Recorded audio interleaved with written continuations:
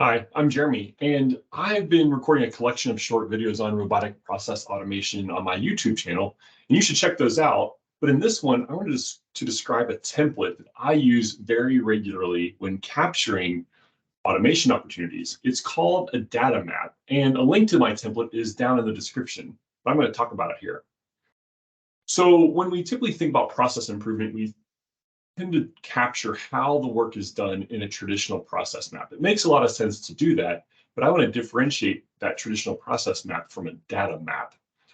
Many processes we automate are data movement processes, meaning we have data and information in one place and need to collect it, maybe manipulate it in some way, and then put it in another place.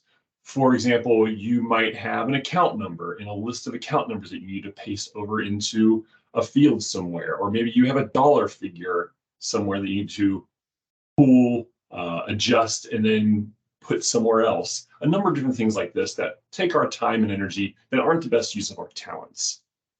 So while it's helpful to know how a person does this today with a traditional process map, in automation, it's equally, if not more important, to know what data needs to be selected, manipulated, and placed where.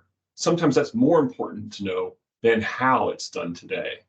So without getting too technical, this is because automation oftentimes has capabilities greater or even just different than you or I have when it comes to executing a process. You or I will work on the software interfaces, the things that present the information to us, and manipulate and grab and move things around. However, bots can go behind these interfaces sometimes to the tables where the data lives and extract that from there and go place that in the tables behind the other interfaces, working far more efficiently and smoothly in some cases than we can, having those accesses behind those user interfaces. Or maybe you might decide that the best way for the bot to work is overnight to do an export and a download of data from one software and then upload or import that data to the other one. So you or I might never do that. That might not be efficient for us, but it might be the right way for the bot. So in these cases, it's less important to know how you do your work today and more important to know what the result of it was. In this case, these pieces of data were taken from here and changed in any way and then placed here. So I'm going to demonstrate this using my template in a very, very simple process that I made up about capturing an expense from one piece of software and logging it into some accounting software. This is an expense for a rental house, but the goal here is to see how the data map works, and then you can translate this into your business using your tools. Okay, so here's how the process works today. I'm going to demonstrate this for your knowledge, and then I'll walk you through the data map. What's interesting is as I demonstrate this, when we're working with areas to understand how processes work, we'll often have them demonstrate it to us, sometimes over Teams or whatever, in a way that I can record it. I usually record it so I can watch it later and evaluate it, but then also so I can build my data map from the recording. So I'm going to demonstrate this process for you as if I was the subject matter expert and you're watching me, and then I'll take you through the data map afterwards. So here's the process. I have some to-do cards in Trello. Trello is a software, a board that helps you manage work. In this case, I have a few tasks for this rental house. I have in my backlog, I have to eventually renew my tenant's lease. A couple things I'm working on now is to paint the living room of a rental house. And then I have to renew my rental permit with the city. But there's one card that's done, and it's that there were some electrical repairs that were done. So my process in this made-up world is that anytime a card is done, it needs to be logged. If there's an expense, it needs to be logged in the accounting software, which is here. So the process is I would log into Trello, navigate to this board, and look for done cards. And then I would log into my accounting software. In this case, it's called Wave. I would navigate to my transactions and add an expense. Now I have to get the information from this card, this electrical repairs card, as I open it, into my accounting software. So the process goes like this. There's a date. So I collect this date from this due date field, November 17th. So I'd make this say November 17th. The description is the card title. So I would copy this card title and make that my description. The account is always going to be cash on hand because we're using cash to run this business. The type is a withdrawal. Since it's an expense, it's a withdrawal. If it was a payment to me, it would be a credit. But we're just capturing expenses, so the type is always going to be withdrawal. The amount is under the description. So I have a process in this example where under the description field, this is a format that we always use: amount : 365, vendor : Zap Electrical, category : home improvement. So my amount is 365. My category is home improvement. And then I don't have an area to capture the vendor on here, but I want to capture it. So I put it in the notes, and the vendor is Zap Electrical. So I can go in here and copy that out if I want and paste that here. Lastly, if I have a receipt, I would like to capture that here. So I can grab the receipt from here.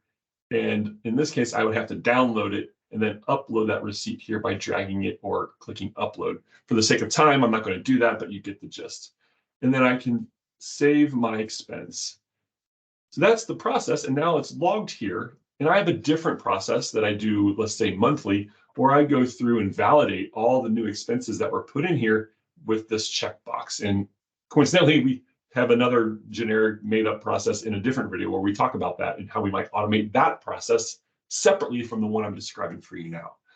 But what I just went through for you is how I would manage this process if I was the user and my job was to extract expenses from my activity Trello board and put them into my accounting software. We have lots of processes like this in our business worlds where we have people doing this. This was not something that I needed a lot of skill to do. I'm mostly copying and pasting from one place and putting it in another place. We can automate that. So from the data map perspective, what I was mentioning at the top of the video is how I do that is important, but really in the end, if I'm the programmer building the bot, what I really care about is what data did I need to collect from this Trello card and where does it go in the accounting software? So I've pre-built this data map for you for the sake of time to demonstrate what that means.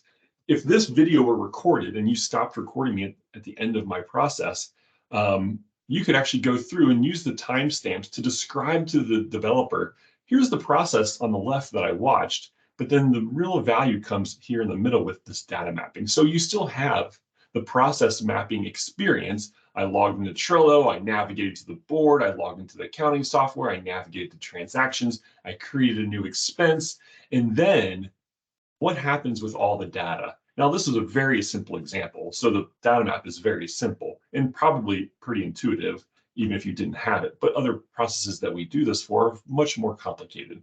But the payment date, where did you get the payment date? I got it from Trello from the due date. That's how our process works. That's where the date lives. When someone completes the card, they mark the due date as that date. That's the date I want in the accounting software. Where do I put it? I put it in Wave into the date field. The expense description is in the card title. The expense amount is in the description. Call it amount. It follows this format, amount : and then the dollar amount. Same thing with the vendor and the expense category. It follows this format. These are things that are important for the developer to know. But there's also an opportunity for improvement here. Trello has the ability for me to add custom cards if I want to pay for a more premium license level. That might be worth it. That might help my bot avoid errors or ones that it has to skip because maybe I don't always use this format reliably.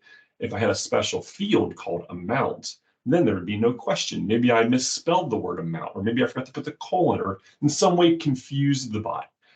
So these are improvement ideas that I see along the way because, again, automation is a version of process improvement. So these are things worth considering. Going on down the line, you saw me take the receipt. Where do I get it from? I get it from the attachments field. And where does it go? It goes into the receipts field. So these are the data mapping processes, or the data mapping knowledge that a developer really wants to know, because in the end, all you really care about is not so much how I did it, but what the result was when I was done. And then we wrap up with the rest of the process so they can clean out the rest of the steps and then decide, how do I end? How do I complete this? How do I finish? That is a data map. And that is the difference between a data map and a process map and the value that it brings. I hope that was useful and helpful to you as you think about how to capture your processes for automation. Let me know what standards and tools and templates that you found to be useful in your work. Otherwise, I hope you click the link down in the descriptions, open up this template and give it a try, and let me know what you think. Thanks for listening.